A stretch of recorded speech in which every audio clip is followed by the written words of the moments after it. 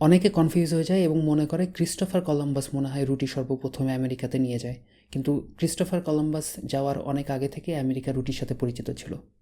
Aztec উপজাতির মানুষরা জানতো যে রুটি কীভাবে বানাতে হয়, বিভিন্ন শস্যের গুঁড়া দিয়ে তারা রুটি বানাতো, বিশেষ করে ভুট্টার গুঁড়া দিয়ে। আমি আমার চকলেটের ভিডিওতে আমি মেনশন করেছি অ্যাজটেক উপজাতি কারা ছিল, আপনারা যে গিয়ে দেখে আসতে পারেন, আমি ডিসক্রিপশনের লিঙ্ক দিয়ে দেবো।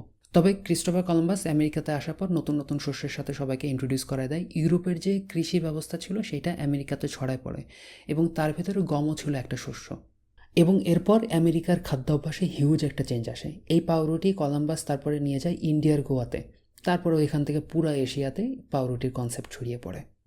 পাউরুটির মতো এত লাভলি একটা হোমমেড ফুড ইন্ডাস্ট্রিতে পরিণত হয়ে যায় 1800 শতকে। অস্ট্রিয়া ভিয়েনাতে প্রথম বাণিজ্যিকভাবে ইস্ট তৈরি করা শুরু হয়। আজকের দিনে আমরা বাসাবাড়িতে পাউরুটি তৈরি করার জন্য যে ইস্ট ব্যবহার করি সেগুলো হচ্ছে ড্রাই ইস্ট। 1920 সালে প্রথম ড্রাই ইস্ট তৈরি হয়। ব্রেড মেকিংয়ের প্রসেসকে কমার্শিয়াল দিকে আরও এক ধাপ এগিয়ে নিয়ে যায় যখন সোডিয়াম বাইকার্বনেটের পরিচিতি ঘটে 1830 সালে, যেটা বেকিং সোডা নামে পরিচিত।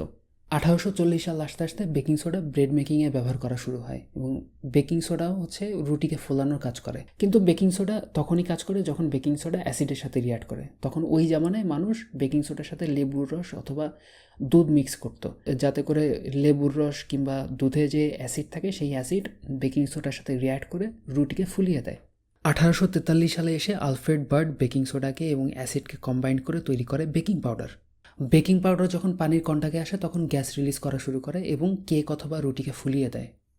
ইতিহাসে সামনের দিকে এগোতে থাকলে 1928 সালে প্রথম এন্ট্রি হয় slice ব্রেডের। Same with home pride butter top wheat, baked with bran and honey. It looks and tastes like real wheat bread should. Otto Frederick Rohwedder একজন আমেরিকান জিনিয়াস আবিষ্কার করেন ব্রেড স্লাইসিং মেশিন। এইটা bread making ইন্ডাস্ট্রিতে অনেক বড় একটা revolution নিয়ে আসে। আগে যে পাউরুটি পাওয়া যেত সেই পাউরুটি আগে কাটতে হতো, তারপরে খেতে হতো।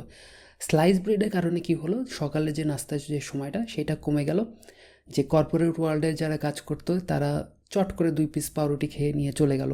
মা তার সন্তানের জন্য চট করে টিফিন বেঁধে দিতে পারতেছে স্কুলের জন্য।